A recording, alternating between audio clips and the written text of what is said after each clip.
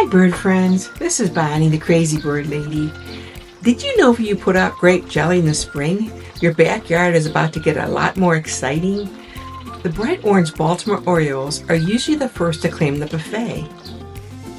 But word spreads fast in the garden. Even seed-eating house finches can't resist stopping by for a quick burst of sugary energy.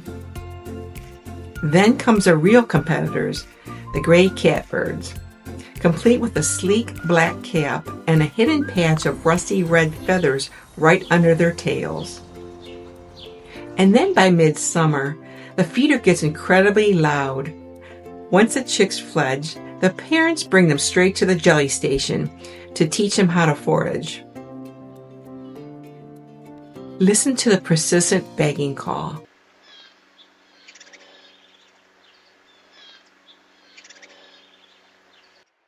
It's a literal homing beacon so Mom and Dad can find them. Luckily for this chick, Mom is right there with a fresh dollop of grape jelly.